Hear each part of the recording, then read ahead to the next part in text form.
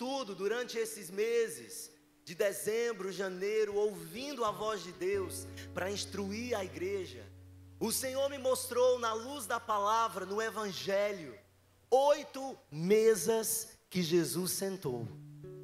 8 mesas que algumas Jesus foi convidado para estar, mas uma dessas mesas, Jesus derrubou a mesa. E eu quero que você entenda, queridos, que existe mesa para tudo. Então, conforme esse estudo, conforme essa busca incessante na palavra do Senhor, nessa noite nós vamos falar sobre essas 8 mesas. E eu tenho muitas histórias para contar para você. Abra o teu coração e receba o que vem de Deus, porque vem palavra de exortação. Amém? Glória a Deus. E não se preocupe que se eu ficar sem voz, Leca está aqui, vai fazer libras. Amém? E a gente prega.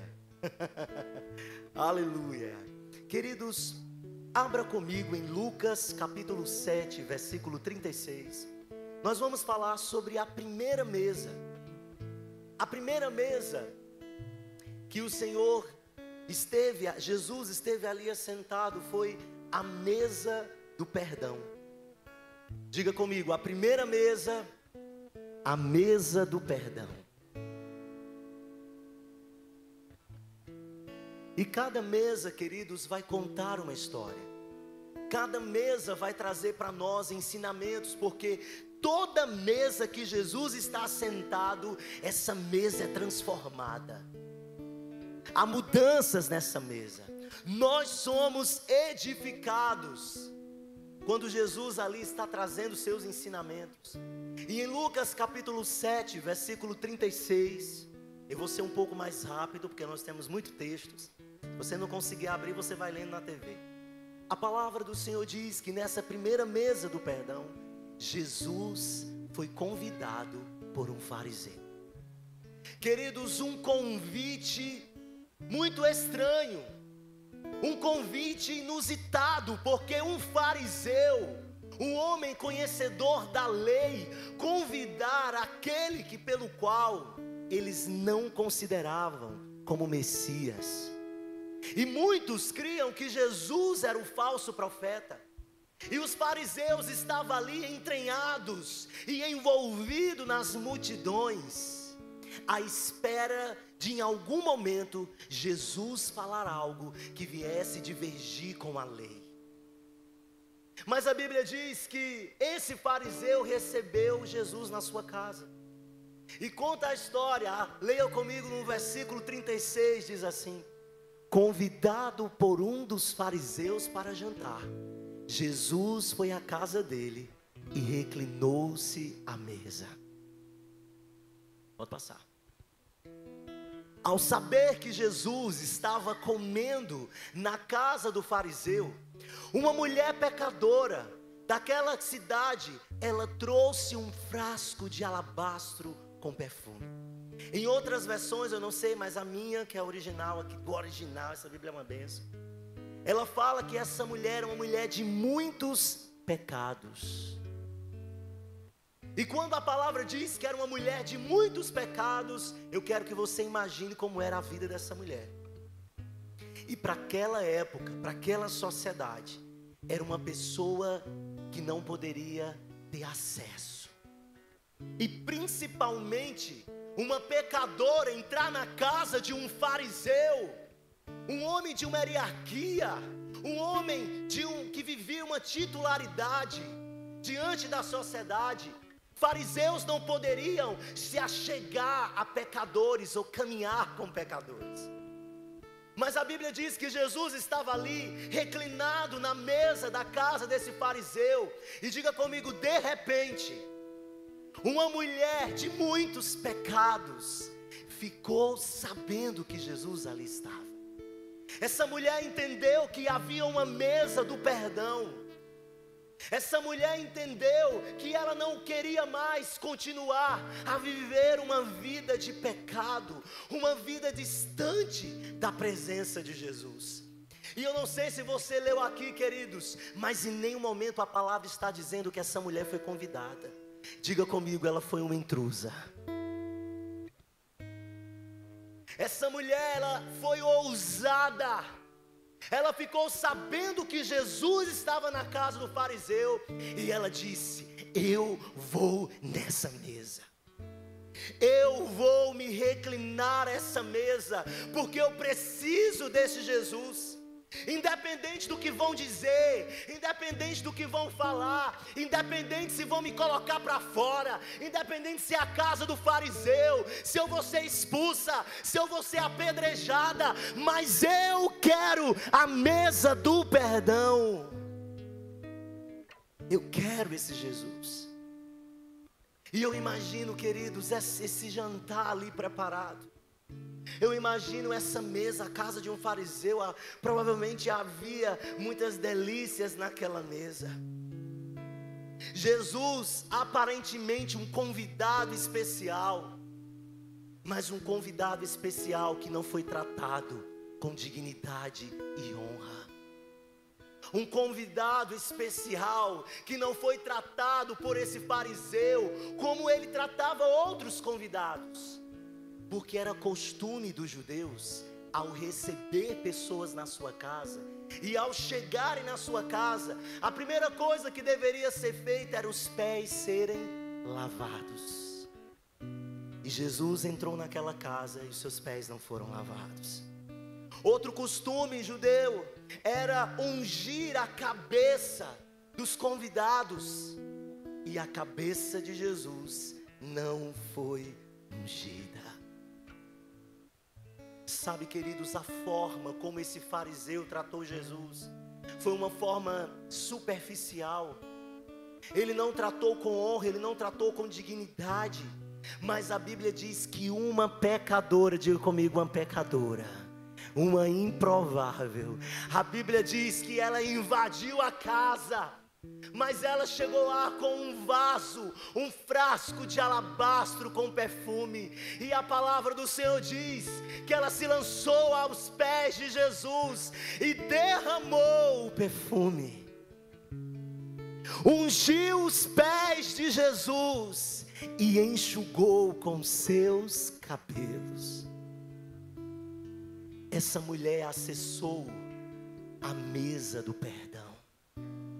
A palavra do Senhor continua dizendo, versículo 39.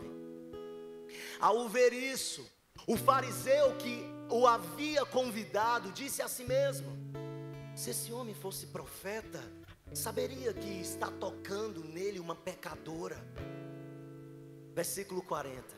Então Jesus lhe disse: Simão, tenho algo para dizer a você. E ele respondeu: 2 homens deviam certo credor. Um lhe devia 500 denários e outro 50. Como nenhum dos dois tinham com que pagar, ele perdoou a dívida de ambos. Qual deles o amará mais?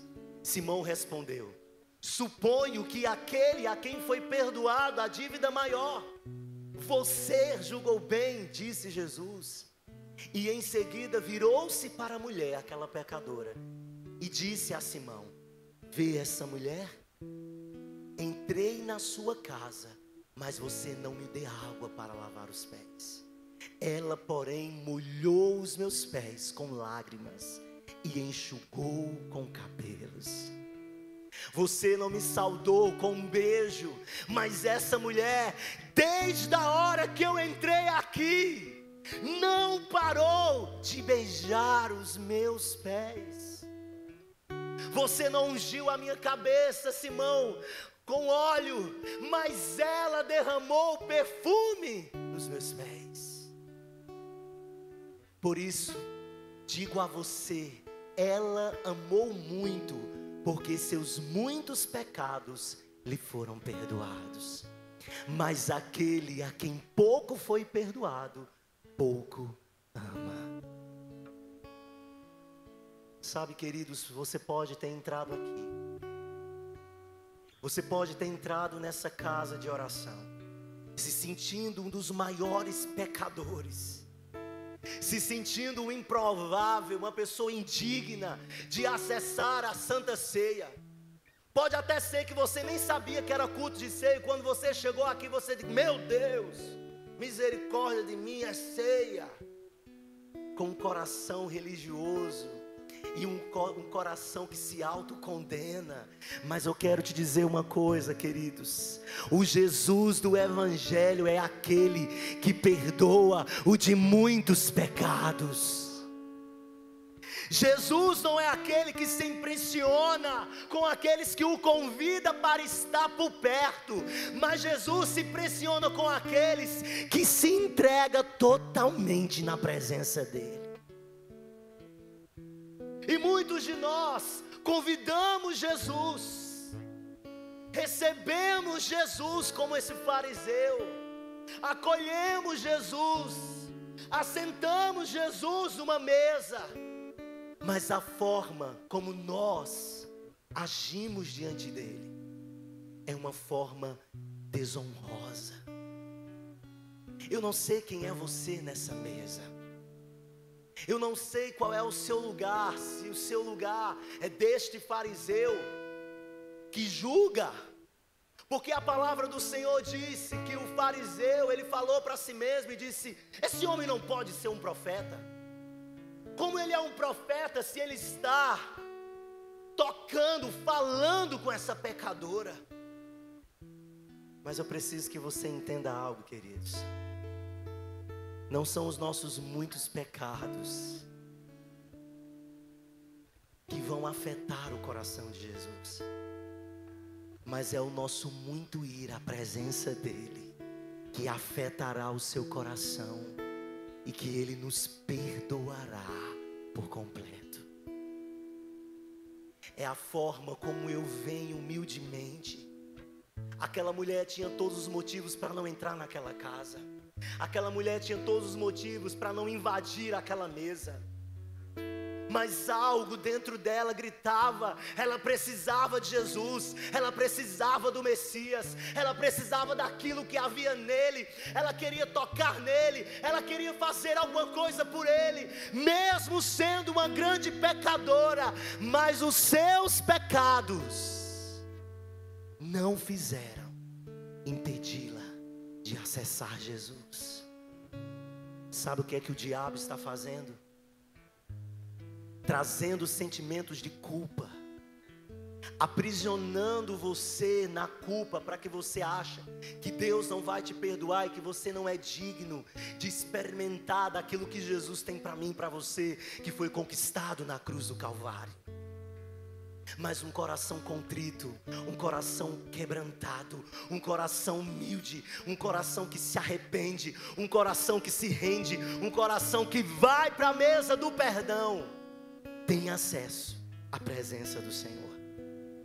Sabe, queridos, a mesa do perdão, ela acessa pessoas que às vezes eu e você não quer acessar. A mesa do perdão, ela acolhe pessoas que a gente, com o nosso olhar religioso, nós condenamos. A mesa do perdão não é a mesa dos escarnecedores. A mesa do perdão é a mesa que ela é acessível. Em Mateus capítulo 9, a partir do versículo 9, vai falar que Jesus, ele conheceu um homem que era cobrador de impostos. Ele era judeu, mas ele trabalhava para os romanos, cobrando impostos. E os judeus, o seu povo, odiava esse cara, não suportava esse cara. Como assim? Você é um dos nossos e você está aliado com os romanos e cobrando de nós impostos. Esse homem, por onde ele passava, ele era mal visto pelos seus. E assim somos nós, com os nossos olhares que condena, que julga, que olha para o outro e aponta os dedos. Aí vem Jesus, esse cara extraordinário, porque quando nós olhamos para o Evangelho, nós ficamos impactados com a forma como Jesus ele age. Queridos, eu estou falando de Mateus. Mateus, um dos discípulos de Jesus, que foi chamado por Jesus, a Bíblia diz, ao sair dali, Jesus viu um homem chamado Mateus, sentado na coleteria, e lhe disse: siga-me, Mateus. Jesus foi lá na coleteria e pegou aquele que ninguém dava nada. Jesus pegou aquele que todos os odiavam. E ele disse: segue-me. Ele chamou aquele que as pessoas odiavam, que as pessoas não suportavam, para ser um dos seus discípulos. Jesus, ele anda na contramão, queridos. Na nossa mão, ele anda na contramão. Porque ele não vê como o homem vê, ele não pensa como nós pensamos. Ele age totalmente diferente. É tapas na cara que a gente leva da palavra todos os dias. Porque nós julgamos, nós classificamos, nós apontamos, mas Jesus vem e nos mostra uma condição totalmente diferente daquela que nós aplicamos sobre a vida do outro. A mesa do perdão está disponível para todos aqueles que querem seguir Jesus. A mesa do perdão está disponível para mim e para você. Essa mesa, nós não precisamos ser convidados. Essa mesa a gente tem que correr todos os dias para ela. A mesa do perdão a gente tem que ser intruso. Ei, tem um lugar meu aí, deixa meu lugar na mesa do perdão. Para que eu viva agradando ao Senhor. Amém, queridos? A segunda mesa é a mesa da fé. Se você está anotando, anote isso com carinho. A segunda mesa que nós enxergamos aqui no Evangelho, que Jesus também foi convidado para se assentar, foi a mesa da fé.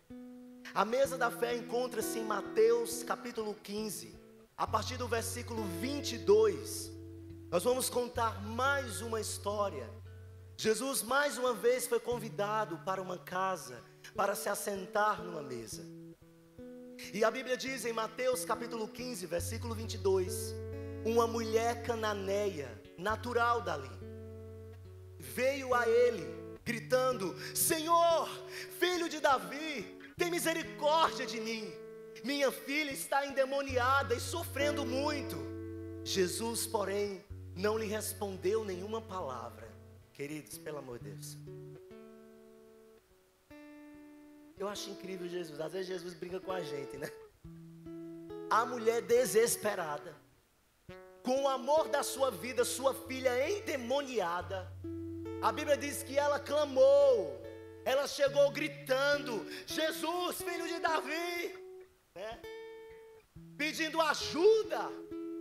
Jesus simplesmente olhou e não deu nenhuma palavra. Tem momentos que Jesus vai só olhar para você e ficar em silêncio. Sabe por quê? Porque Ele quer saber o nível da tua fé. Às vezes Jesus nem vai dar uma palavra profética, mas Ele quer ver o seu posicionamento profético. A palavra do Senhor diz que é impossível agradar a Deus sem fé. E a mesa da fé, nós sentamos nela com os olhos vendados.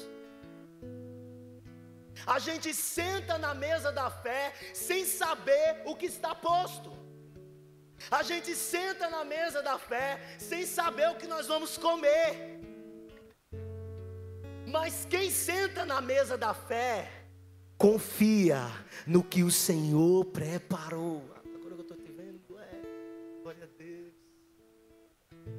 Quando nós sentamos na mesa da fé, eu confio em tudo aquilo que Ele está preparando para mim. Eu apenas sento. Mesmo de olhos fechados, eu sei que o que tem ali é precioso para mim. A palavra do Senhor diz: Jesus, porém, não lhe respondeu nenhuma palavra. Então os seus discípulos se aproximaram dele e pediram: manda que vá embora, pois ela vem gritando atrás de nós. Jesus, manda essa mulher embora, ela está desesperada, isso é uma louca. E Jesus só andando, ó, quero saber até onde vai a fé dela. Aí você está gritando: ai, Jesus, até quando? Ei, Jesus, você não está vendo, né? Aí Jesus está lá, grita mais. Na verdade, Ele só quer ver o teu nível de fé. Queridos, na mesa da fé, a gente corre o risco de desistir por não ver. Na mesa da fé, a gente corre o risco de sair dela, porque a gente acha que não tem nada ali para mim.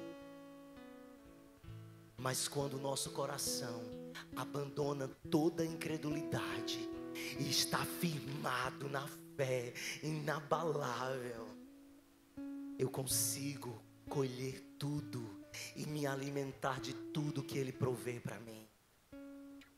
Aquela mulher teve fé, mesmo Jesus em silêncio, mesmo as pessoas gritando e mandando ela embora.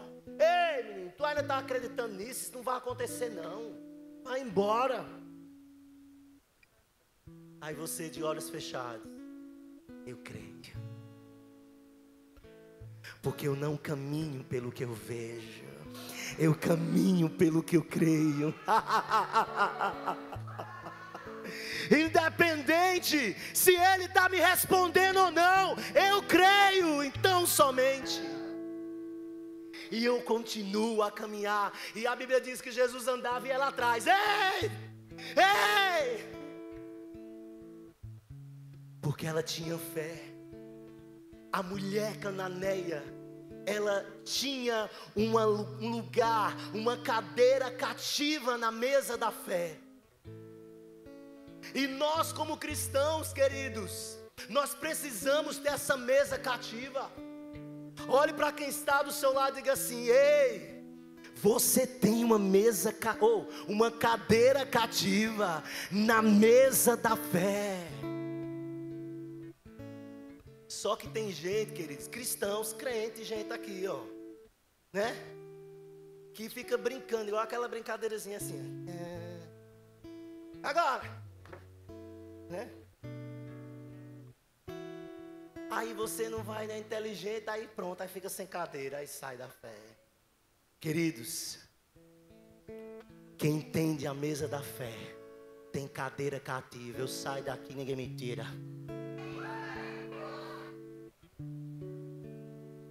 Na mesa da fé, você não pode, me perdoe, queridos, arredar o seu glúteo dela. Tem que falar cientificamente, senão o pessoal não vai entender, tem visitantes, né? A minha vontade era de falar nordestinamente, né? Querido, se assente e tome posse dessa cadeira. Tome posse da sua fé.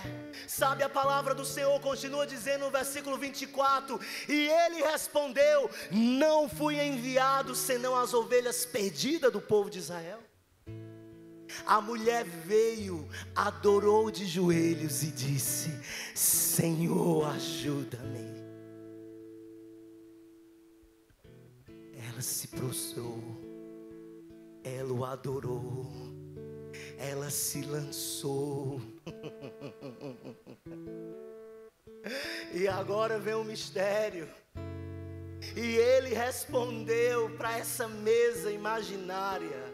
Ele disse: não é certo tirar o pão dos filhos e lançá-lo aos cachorrinhos. E ela, porém, disse: sim, Senhor, mas até os cachorrinhos comem das migalhas que caem da tua mesa. Ela sabia que ela não era convidada para sentar nessa mesa, mas humildemente ela reconheceu que mesmo não tendo acesso a essa mesa, mas ela poderia comer daquilo que caía E aquelas migalhas eram suficientes para provocar o sobrenatural que ela precisava. Ela não abandonou sua fé, ela disse: eu não sento, mas eu como do que vai cair dela. Essa mulher é nordestina, eu tenho certeza. As calças estão caindo, glória a Deus. Está funcionando. Queridos, entenda. Se eu não posso comer do que está em cima da mesa, mas Senhor, eu comerei daquilo que vai cair, porque até tuas migalhas são sobrenaturais para mim. E aí às vezes nós ficamos, sabe como? Deixa para lá, vai dar certo. Vou crer em outra coisa, né? Vou investir em outra coisa, vou fazer outra coisa. Queridos, olhe para quem está do seu lado e diga assim: não desista fácil. O problema é que muitos não estão preparados para estar em uma posição de humilhação. Muitos não querem estar em uma posição de estar ao chão da mesa. Mas entenda, todo lugar na mesa da fé é oportuno para mim e para você, para acessar o sobrenatural de Deus. Você pode dar um glória a Deus? Você pode dizer assim: glória a Deus! Menino, eu queria estar com voz para me gritar, né? Me ajude, seja minha voz aí, em nome de Jesus. Aleluia. Queridos, quando nós nos aproximamos de Jesus com fé ao redor de sua mesa, nós recebemos dele, mesmo que sejam migalhas. Terceira mesa, anota aí: a mesa da honra. A mesa da honra, queridos, é diferente dessas duas outras mesas, que nós podemos sermos intrusos, corrermos para ela, ter uma cadeira cativa. Só que a mesa da honra, para você se assentar nela, você precisa ser convidado. A mesa da honra é a mesa que todo mundo quer sentar. A mesa é a mesa da honra, a mais esperada, a que as pessoas, elas, disputam, elas brigam, elas competem, elas se empenham, elas colocam todas as suas energias e forças para ter um lugar de destaque na mesa da honra. Em Lucas, capítulo 14, a partir do versículo 7, nós vamos contar outra história. Quando notou, aqui está falando de Jesus, quando notou como os convidados escolhiam os lugares de honra à mesa, Jesus lhe contou essa parábola. Antes de ler, eu quero explicar para vocês isso aqui. Jesus tinha sido convidado para outra mesa. E ali Jesus ficou observando como as pessoas se assentavam nos lugares. Jesus ficou ali de canto, observando e vendo que as pessoas que chegavam nessa mesa queriam os melhores lugares. E ali Jesus fez uma observação e contou uma parábola. E a parábola foi essa, no versículo 28 diz assim: quando alguém convidar para um banquete de casamento, não ocupe o lugar de honra, pois pode ser que tenha sido convidado alguém de maior honra do que você. Se for assim, aquele que convidou os dois virá e dirá: dê o lugar a este. Então, humilhado, você precisará ocupar o lugar menos importante. Quando, porém, você for convidado, ocupe o lugar menos importante, de forma que quando vier, presta atenção nisso, quando porém você for convidado, ocupe o lugar menos importante, de forma que quando vier aquele que o convidou, diga: amigo, diga comigo, amigo, passe para um lugar mais importante. Então você será honrado na presença de todos os convidados. Queridos, nós não precisamos nos importar em estar em um lugar de destaque. Nós precisamos se importar em ser amigo dele. Não sei se você está entendendo, mas muitos de nós estamos empenhados e nos importando para sentar em lugares de destaque na mesa da honra, quando na verdade Jesus, o amigo, aquele que te convida, aquele que te chama, é Ele que decide o lugar que você vai sentar. Só que na mesa da honra, a gente quer o melhor lugar, o lugar mais alto, eita, o lugar com a taça, menino, né? Porque aqui todo mundo me vê, não é verdade? Só que no lugar de você estar se empenhando para estar nesses lugares de destaque, em lugares de ascensão, Jesus está querendo que você seja amigo dele. Lugares de honra são para os amigos de Jesus. O que adianta eu fazer a obra sem ser amigo do dono da obra? O que adianta eu querer ter uma posição de destaque, uma titularidade que diante dos homens vai me tornar mais importante do que eles, se eu não sou amigo dele? Deixa eu te dizer, queridos, a mesa da honra, você só senta se você for convidado. Mas olhe para quem está do seu lado e diga assim: tenha calma, seu tempo vai chegar. Se formos amigos dele, não nos importa o lugar que ele vai nos encontrar, mas ele vai nos trazer para esse lugar. E eu lembrei, queridos, nessa manhã, de uma palavra que encontra-se em 1 Samuel capítulo 16, quando fala sobre o profeta, quando ele chega para ungir um novo rei a Israel, na casa de Jessé. E ali ele chega, Jessé tinha 12 filhos, e os 12 filhos começam a ser apresentados para provavelmente ser ungido rei de Israel. Chega o mais velho, Eliabe, forte, né? Tinha pinta de rei, né? Um cara que tinha todas as habilidades, a aparência de um rei. Só que quando o profeta pergunta a Deus, Deus, não é esse. E aí vem o segundo, o terceiro, o quarto, o quinto, o sexto, o sétimo, o oitavo, o nono, o 11º filho de Jessé. E nenhum deles era o escolhido de Deus para ser rei de Israel. O profeta ficou sem entender e perguntou para o homem Jessé e disse: você não tem outro filho? E ele disse: tem um que está detrás das malhadas. Olha para quem está do seu lado e diga assim: ei, tem um que vai sentar na mesa, só que ele está detrás das malhadas.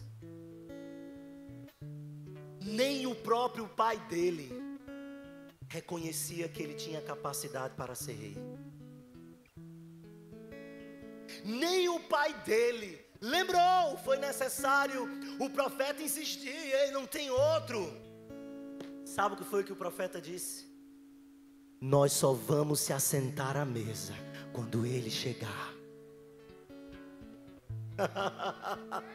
Olhe para quem está do seu lado e diga assim: ei, o teu lugar de honra é teu somente, ninguém pode tirar. Você pode dar um glória a Deus, queridos? Vamos falar de Davi. Você quer que eu fale sobre Davi? Por que Davi foi escolhido para ser o rei? Você sabe? Diga comigo: Deus não vê a aparência, Ele vê o coração. Davi era amigo de Deus, por isso que o amigo o convidou à mesa. Ei, Davi tinha intimidade. Em Salmo 110, conta que Davi estava olhando para o céu e ele viu Jesus ressurreto nas nuvens. Ele teve uma imagem de Jesus Cristo que ainda nem tinha nascido. Só quem vê, queridos, mistérios e revelações são amigos de Deus. Davi foi conhecido segundo o coração de Deus. Ele tinha intimidade com Deus. Ele tinha comunhão com Deus. Por isso, queridos, mandem chamar. É que ele está fazendo o que ninguém queria fazer, ser pastor de ovelhas. E é verdade, queridos. Naquela época a profissão pastorear ovelhas, rebanho, era a profissão mais assim, de baixa renda, se eu posso dizer. Era a profissão, entre aspas, mais miserável da época. Mas Davi estava cuidando das ovelhas do seu pai. Davi, sem ninguém ver, matou leão, matou urso, para que as ovelhas do seu pai não fossem consumidas. Ei, Ele conhece você no secreto. Lugares de honra, as pessoas são posicionadas nesse lugar por causa do seu secreto. Olhe para quem está do seu lado e diga: seja amigo de Deus. Aleluia, amém, queridos? Nós temos a quarta mesa, a mesa da boa parte. Diga comigo: mesa da boa parte. Eu já tive a oportunidade, agora em dezembro, de ministrar sobre esse texto que encontra-se em Lucas, capítulo 10, a partir do versículo 39. Vai falar da primeira vez que Jesus chega na casa de Marta, Maria e Lázaro. E ali, quando Jesus, convidado novamente a essa casa, a Bíblia, ela nos chama a atenção para algo. A Bíblia diz que uma das irmãs, Maria, a sua irmã, ficou assentada aos pés do Senhor, ouvindo o que ele dizia. Enquanto isso, Marta, porém, estava ocupada com muito serviço.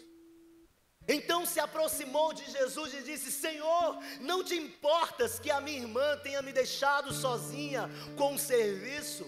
Diga a ela que me ajude. O Senhor respondeu: Marta, Marta. Ó, Marta ali. Marta hoje está bonita, viu? É linda, viu, Marta? É você mesmo, viu? Com todo respeito à minha esposa. Marta tem dado para ser minha mãe, meu gente. Tem não, né? Tem, porque ela estudou com minha mãe, então ela tem. Marta, Marta, você está preocupada e inquieta com muitas coisas. Contudo, apenas uma é necessária. Maria escolheu a boa parte, e esta não lhe será tirada. Nós estamos aqui, queridos, falando de uma situação aonde uma das irmãs, antes de servir a Jesus, porque Maria ia servir a Jesus, mas antes de servir a Jesus, Maria escolheu a melhor parte. Ela decidiu ouvir Jesus primeiro. Antes de fazer qualquer coisa, antes de desempenhar qualquer obra naquela casa, ela decidiu primeiro se assentar à mesa e ouvir Jesus. Sabe, queridos, você pode ser uma Marta, ocupada com muitos afazeres. Você pode estar numa obra, inclusive uma obra ministerial, na casa do Senhor, desenvolvendo muitas coisas, agitado com muitas coisas, mas você está servindo na obra sem conhecer primeiro o Senhor da obra. Estamos perdendo a melhor parte, que é estar aos pés de Jesus, ouvindo seus ensinamentos. Queridos, e muitos de nós não estamos ocupando a mesa da boa parte, porque nós estamos decidindo por nós mesmos. Aqueles que não sentam na mesa da boa parte, são aqueles que tomam decisão por si mesmos. São aqueles que não querem ouvir os conselhos do Senhor, orar para ouvir a voz de Deus, saber quais são os direcionamentos de Deus. Mas muitos de nós nos achamos tão prontos, nos achamos tão experientes, nos achamos tão capazes de resolver os problemas, que tomamos as decisões, empreendemos, exercemos planos e projetos, executamos, mas não procuramos ouvir ao Senhor. E quando nós não ouvimos ao Senhor, nós pagamos um preço. Provavelmente, vou dar um exemplo, você decidiu empreender em algo. Você viu que aquilo era a ação do momento. Tá dando dinheiro, né? Tá dando dinheiro, então eu vou investir nisso. Vai dar certo. E aí você vai lá no Banco do Nordeste, o empréstimo, com a maior cara lisa, né? Chega lá, pede o empréstimo, então meu pai está com a aposentadoria, tem direito a empréstimo também. Vem, pai, vem. Aí você, queridos, empenha, você se dedica, você coloca todas as suas forças, toda a sua energia, mas você não tirou um tempo antes para ouvir o Senhor. Você foi pelo achismo, você foi pelo emocional, você foi pela vista dos outros, mas você não foi como Maria, que quando Jesus entrou na casa, ela disse: eu só vou fazer algo só depois de ouvir o que Ele vai dizer para mim. Porque o que Jesus tem para dizer para mim é muito mais importante daquilo que eu vou fazer. Marta, não, peraí, eu estou fazendo.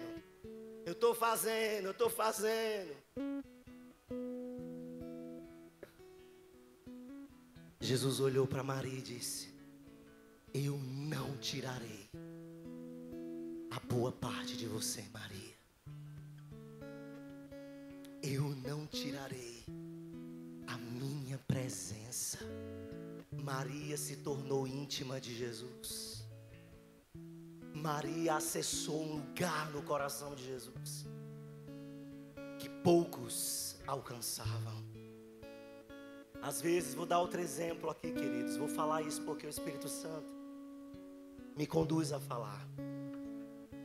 Às vezes, você por uma necessidade emocional, você por uma necessidade de se relacionar, de ter um namorado, uma namorada, de casar, isso é bênção. Logo agora, falando sobre família ao redor da mesa: Senhor, vamos lá para essa igreja não. Houve negócio de família, eu nem tenho família, né? Se revolta porque não casou ainda, está no caritó, né? Mas eu profetizo que moça véia vai sair do caritó, em nome de Jesus. Tem gente que não disse glória porque não quer ser moça véia, mas para os entendedores entenderão. Receba quem quiser. Eu só quero te dizer uma coisa, queridos. Às vezes nós não consultamos ao Senhor sobre os nossos relacionamentos. E aí nós nos aliançamos com pessoas que não nos faz acessar a boa parte. Quantos casamentos destruídos, porque as pessoas não souberam escolher. Quantas pessoas hoje não estão vivendo o seu chamado ministerial, porque escolheu casar com um guindaste. Guindaste não, uma âncora. Guindaste levanta, né? A âncora, né? Você sabe o que é uma âncora? É isso. Te leva para baixo. E tu não consegue mais se levantar. Porque você escolheu a pior parte. Aí você vai dizer agora, eu sabia que eu tenho que me separar dessa desgraça hoje. Deus usou a vida do pastor. Olha aí para quem está do seu lado e diga assim, ah, coitado. Coitado. Casou, meu filho, não se separa mais não, viu? Olha para quem está do seu lado e diga, aguenta. Mas deixa eu te dizer uma coisa, queridos. Deus restaura alianças. Deus transforma pessoas. Deus restaura, renova, aviva. Eu creio em Deus de casamentos. Eu creio nesse Deus. E Ele está restaurando famílias esses dias. Quantos creem nisso? Diga amém, queridos. Olhe para quem está do seu lado e diga, não desista. Creia. Aquilo que Deus uniu, o homem jamais pode separar. Amém, queridos? Eu vou sair dessa mesa, tem tanta cor dessa mesa, mas eu vou pular. Eu estou em qual mesa? Na boa parte, né? Essa mesa é a mesa da Ibope. Eita Jesus. Queridos, nós precisamos sentar para ouvir ao Senhor. Escolha esse lugar. Às vezes nós estamos vivendo uma vida tão acelerada. Nós estamos vivendo um ativismo tão grande, uma correria tão grande, que a gente não tem tempo para ouvir o Senhor. Amanhã é segunda-feira, tu vai acordar às 5 horas da manhã, vai dar leite para o menino, vai lavar os pratos de hoje que não lavou, né? Vai varrer a casa, vai fazer a comida do marido, né? Vai fazer os exercícios, nem todo mundo está fazendo, né? Porque não tem tempo, ou melhor, você tem tempo, você só não organiza o seu tempo. Nós precisamos organizar. E aí, você não tem o tempo, a boa parte com Jesus. Ei, vou fazer uma pergunta para você. Responda aí para você mesmo. Nessa semana agora, quantas vezes você foi aos pés de Jesus? Não para pedir, porque a gente na maioria das vezes só vai para pedir, mas para ouvi-lo. Maria só queria ouvir Jesus. Maria ficou calada, a Bíblia não diz que ela ficou, Jesus mais isso, Jesus isso aqui, e como é isso? Não, ela apenas ficou em silêncio.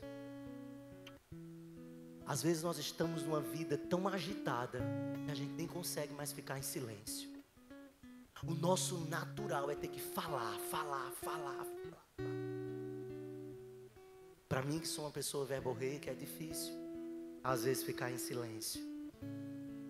Mas às vezes nós precisamos tirar um tempo de solitude com o Senhor Jesus. A melhor parte, nós precisamos escolher e não sair dessa mesa. Amém, queridos? Aleluia. Vamos para a quinta mesa, eu ainda tenho um tempo, agora que é 8 horas. A quinta mesa é a mesa da intimidade. Não se preocupe não que você vai para casa, meu irmão. Deixa eu falar, o negócio aqui é sério, o negócio é sério.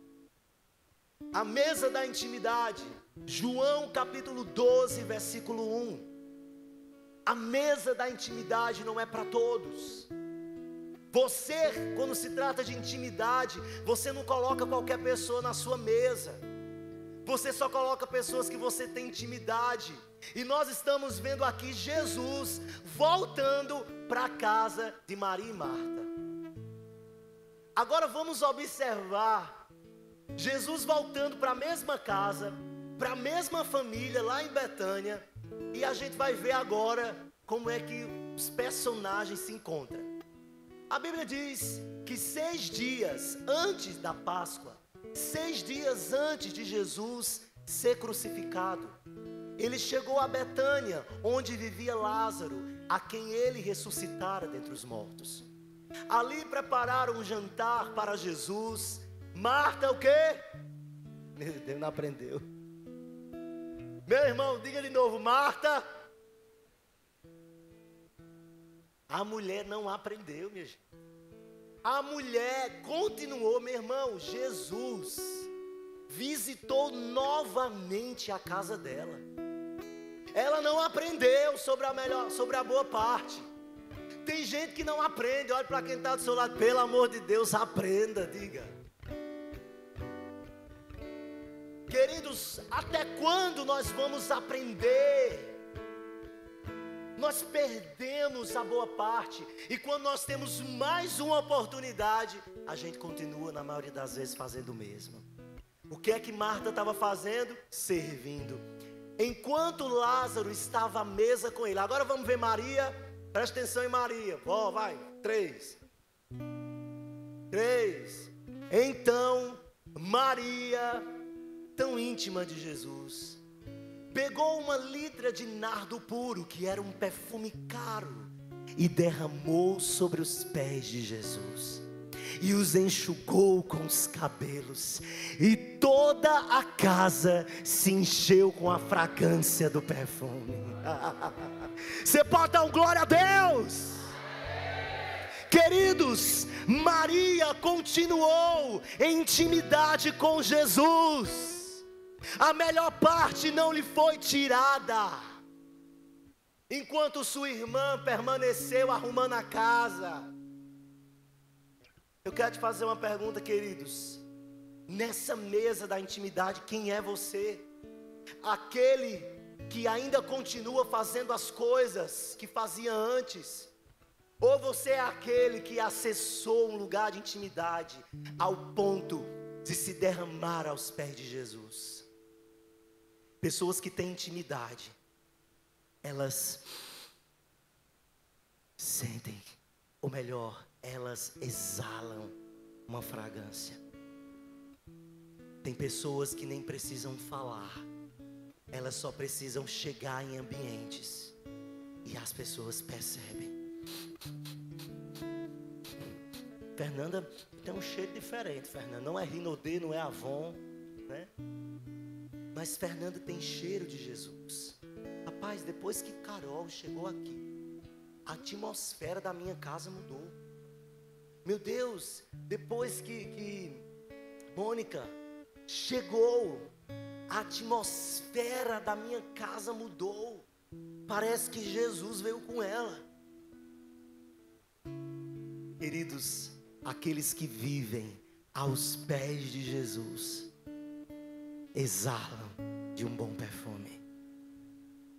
A palavra do Senhor diz que nós somos o bom perfume de Cristo. Aleluia. A sexta mesa. Diga comigo, essa mesa eu não posso me assentar nela. Queridos, a sexta mesa é a mesa da negociação. Eu quero que você preste atenção. Eu sei que a palavra está um pouquinho extensa, mas eu tenho certeza, quantos estão sendo abençoados aqui? Queridos, receba, porque para gerar isso aqui foi árduo no Senhor. São palavras preciosas que está nos moldando nessa noite. A mesa da negociação é a mesa que eu e você, nós não podemos nos assentar nela. Essa mesa Jesus não é convidado. Essa mesa Jesus vira. Essa mesa Jesus derruba. A palavra do Senhor diz em Mateus capítulo 21, a partir do versículo 12, conta uma das histórias que eu mais fiquei assim meio que confuso durante a minha vida. Eu fiquei meio que sem entender, Roberto. Eu não entendia muito bem quando eu li esse texto, porque quando fala de Jesus, diz que ele é manso, diz que ele é humilde, diz que ele é simples. Mas nesse texto nós estamos vendo um Jesus meio radical, um Jesus meio que revoltado, um Jesus que está derrubando, levantando mesas, quebrando pau na barraca. Esse Jesus existe, esse Jesus é real. E aonde há negociações, quando nós negociamos a sua presença, Ele derruba, Ele vira essas mesas. A palavra do Senhor diz, Mateus capítulo 21, a partir do versículo 12: Jesus entrou no templo e expulsou todos os que estavam vendendo e comprando. Derrubou as mesas de quem? Dos cambistas. E ele também derrubou as cadeiras dos que vendiam pombas. Versículo 13. E lhes disse: está escrito, a minha casa será chamada casa de oração, mas vocês estão fazendo dela um covil de ladrões. Eu quero que você preste atenção no que eu vou falar agora, para nós entendermos o que esse texto, na sua profundidade, quer revelar a nós. Nós estamos falando aqui que Jesus entrou no templo, mas em qual período, em qual momento Jesus entrou no templo? Nós precisamos entender algo que é real para os judeus. Todos os anos, os judeus, eles têm obrigação de visitar o templo uma vez pelo menos no ano. Em alguma das festas principais, existem 3 festas judaicas principais. Pelo menos uma delas, o povo judeu deveria estar ali no templo. Queridos, os judeus estavam espalhados por várias partes, por vários lugares do mundo. E eles espalhados por vários lugares, entenda, cada país tinha uma moeda diferente. E todos os judeus, ao chegarem no templo, eles desenvolviam uma prática judaica. Havia uma cultura do seu povo que precisava ser exercida. A primeira era, eles deveriam ofertar no templo. A segunda coisa era, eles deveriam sacrificar holocaustos, sacrificar animais no lugar de si mesmo, em perdão dos seus pecados. Então eram 2 atos que eles deveriam fazer. Mas a Bíblia está dizendo que quando Jesus chegou no templo, ele se deparou com cambistas. Ei, o que é que um cambista faz? Diga comigo, troca moedas. Como os judeus, eles vinham de vários lugares e vários países, eles precisavam trocar as moedas para ofertar no templo. Então o templo, ele era responsável para pagar o salário dos cambistas. Todos esses cambistas, eles eram assalariados pelo templo. E a função deles era trocar as moedas para que o povo ofertasse no templo. Só que, queridos, os cambistas estavam fazendo algo de errado. Eles eram assalariados para fazer isso, mas sabe o que é que eles estavam fazendo? Extorquindo o povo. Eles estavam cobrando taxas a mais daquele valor que eles recebiam.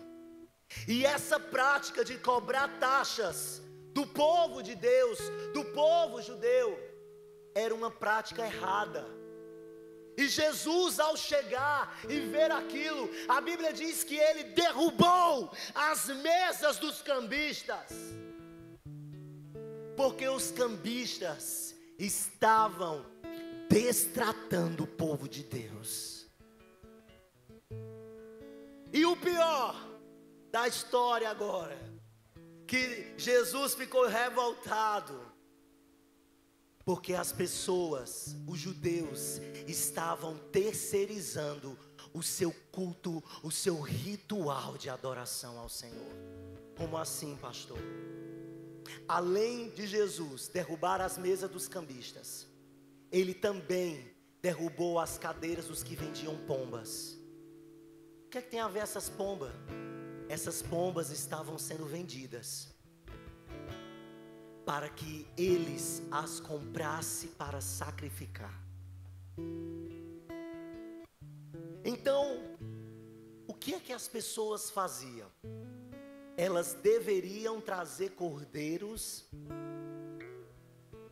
das suas casas, dos seus lugares, e isso fazia parte do ritual. Eles pegavam ali da sua cidade, pegavam um cordeiro, eles escolhiam, tinham que escolher um cordeiro que não tivesse máculas, que não tivessem manchas, para sacrificar ao Senhor. E aí eles deveriam pegar esse cordeiro e levar até o templo. Isso fazia parte do rito. Isso fazia parte da cultura judaica. E ao chegar no templo, ali no holocausto, eles sacrificavam o cordeiro. Mas as pessoas, para se aproveitarem, para negociar, estavam vendendo pombas. As pombas também eram animais para sacrifício, mas todo o holocausto tinha um tipo de animal específico. Só que vender pombas e comprar pombas era mais fácil, era mais conveniente. Então o que é que eles faziam?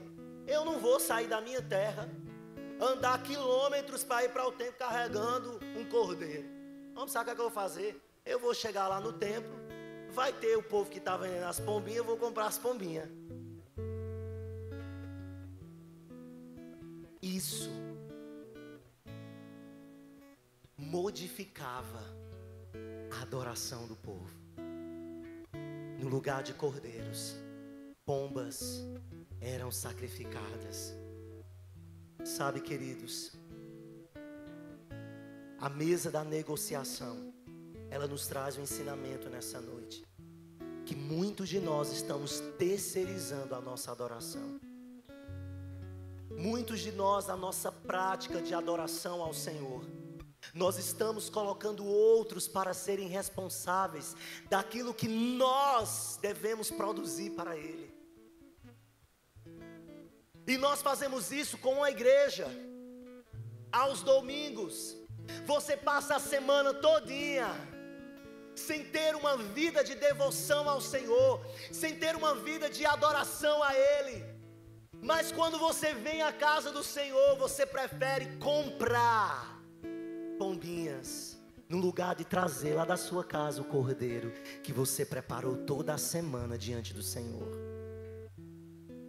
Porque é mais fácil chegar aqui e você ter um louvor cheio da unção para você sentir a presença de Jesus. É mais fácil você chegar aqui e ter homens, mulheres, profetas para liberar uma palavra de Deus e você ser cheio e você receber uma palavra profética. É mais fácil do que você diariamente ter uma vida de devoção, uma vida de oração, uma vida de dedicação ao Senhor. E Deus vai virar essas mesas de pessoas que estão negociando. Ele não se agrada com isso. Aqueles que estão extorquindo a noiva, essas mesas também serão viradas. Existem muitos que são chamados por Deus para servir a igreja. São chamados por Deus para cuidar, assim como os cambistas, que eram assalariados para trocar, sem querer nada em troca. Mas muitos estão extorquindo a noiva de Cristo. Muitas igrejas, pastores, aproveitadores do Evangelho. Eu não quero aqui citar nomes, que eu nem preciso fazer isso, mas nas redes sociais você vê aí Quantos estão vendendo a palavra do Senhor? E tem muitos que estão caindo nisso. Mas existe também outros que eu e você, nós corremos os riscos de comprar pombas aos vendedores de pombas no templo. Ei, não queira acessar a Deus com a adoração de Jéssica. Não queira acessar a Deus com a adoração de Milena. Não queira acessar ao Senhor com a profecia da pastora Dalva. Não queira receber de Deus através da vida do pastor Marcílio, através da vida da pastora Andresa, através da vida da pastora Cárita, da diaconisa Lana, daqueles que vocês podem olhar e dizer: esses são de Deus. Queira você preparar o seu próprio cordeiro. A minha adoração é individual. Ei, você escolhe se queimar e outros ver você queimando, ou você ser aquele que vê os outros queimando. Eu quero queimar. Eu quero ser o cordeiro todos os dias. Eu quero ser a melhor oferta. Eu quero que a minha vida seja essa vida de adoração ao Senhor sem negociações, sem terceirizar a outro aquilo que eu mesmo preciso fazer por Ele. Amém, queridos? Quantos recebem? Estou chegando ao fim, vamos para a 7ª mesa. É a mesa da ceia. Eu não vou me ater muito e nem me estender, porque já tive a oportunidade recentemente de ministrar sobre a mesa da ceia. Na mesa da ceia nós encontramos o pão da presença. Nós já aprendemos que o pão da presença é Jesus, o pão da vida. O pão da vida que desceu do céu. O pão nosso que cada dia nos dá hoje. É o pão do propiciatório que precisa estar constantemente na mesa e que não pode faltar para que nós venhamos nos alimentar do pão da presença que é Jesus. E a mesa da ceia é a mesa da identidade. Jesus, quando estava na ceia, Ele mostrou aos seus discípulos a sua identidade. O fato dele pegar uma toalha e colocar sobre a sua cintura e lavar os pés dos discípulos não mudava quem ele era. Não tirava a glória dele, o senhorio dele. Não mudava a identidade de Jesus, porque ele estava fazendo algo que escravos faziam: lavar pés sujos, inclusive os pés do traidor. Mas quando Jesus, ali na mesa da ceia, Ele mencionou que alguém iria trair, os discípulos que ali estavam começaram a olhar uns para os outros e a dizer: quem vai te trair? Será que sou eu que vou te trair? Queridos, se você está em dúvida é porque sua identidade não está formada e forjada. Porque quando nós temos uma identidade forjada no Senhor, a gente entende que nós não somos Judas, mas nós somos João, que reencosta a sua cabeça no peito de Jesus. João, ele sabia tanto quem ele era, filho de Deus, que em meio a tudo aquilo que aconteceu, ele permaneceu fiel a Jesus, até quando Jesus estava morto. A Bíblia diz que quando Jesus morreu e nos 3 dias, os discípulos perderam a esperança e ficaram fugindo, ficaram se escondendo, sendo perseguidos. Muitos até mesmo duvidavam que ele ressuscitara e achavam que o seu corpo tinha sido roubado. Jesus passou 3 anos e meio ali ensinando, evangelizando, falando que ele morreria, mas ressuscitaria ao 3º dia. E os 12 discípulos que caminhavam lado a lado, todos os dias, dormiam e acordavam com Jesus, viu milagres, viu coisas inusitadas acontecerem. Mas quando ele morreu, duvidaram. Mas um dos 12, João, permaneceu com Jesus em todo o tempo.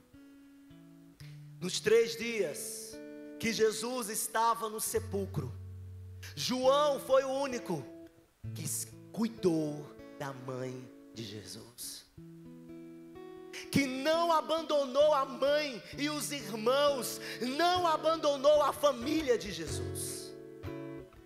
João, ele não saiu da posição de discípulo, mesmo o Messias estando no sepulcro, ele permaneceu fiel ao propósito, porque ele sabia quem ele era. E lá no final de tudo, a João foi dado as maiores revelações sobre a volta de Jesus. Sabe, queridos, a mesa da ceia nos leva a outra mesa, a 8ª mesa e última, a mesa da revelação. A mesa da revelação é a mesa que Jesus, ele se revela, mas nós precisamos percebê-lo. Eu não vou abrir agora, mas o texto encontra-se em Lucas capítulo 24, 30, eu vou só apenas falar. Você conhece essa história, fala sobre o caminho de Emaús. Jesus já tinha ressuscitado e ali Jesus apareceu no caminho de Emaús a discípulos que ali estavam andando. Jesus ali conversou com eles, andou com eles, mas no caminho de Emaús os discípulos não reconheceram Cristo. Eles estavam com seus olhos fechados. Eles não conseguiram ver que aquele homem que caminhou por toda aquela estrada em Emaús era Jesus, porque eles ainda estavam com seus pensamentos no Cristo morto. Mas a Bíblia diz que apareceu uma mesa, a mesa da revelação, e nessa mesa Jesus pegou o pão, e quando Jesus partiu, a Bíblia diz que os olhos dos discípulos foram abertos. Então, os olhos deles foram abertos e o reconheceram, mas ele desapareceu. Eles estiveram o tempo todo com Jesus, mas não perceberam Jesus. Perderam a oportunidade de ter um tempo incrível com Jesus ressurreto. Mas quando ele partiu o pão, eles lembraram do pão que tinha sido partido na última ceia, antes da Páscoa. Eu quero que você entenda algo, queridos. Pode ser que na tua caminhada, ou então você está aqui pela primeira vez, pela segunda vez. Você pode até não ser um cristão evangélico, e você pode ter ouvido todas essas palavras. Em alguns momentos pode ter sido engraçado, pode ter sido cansativo para você, pode ter mexido com você em áreas aí dentro de você que nunca antes foram mexidas. Mas pode ser que você esteja como esses discípulos cegos, sem conseguir enxergar Jesus. Mas hoje um pão será partido. Um pão será partido nessa noite, e as escamas dos seus olhos irão cair, e você verá Jesus. Eu quero convidar você a ficar de pé nessa noite. Quantos foram abençoados com essa palavra? Diga amém.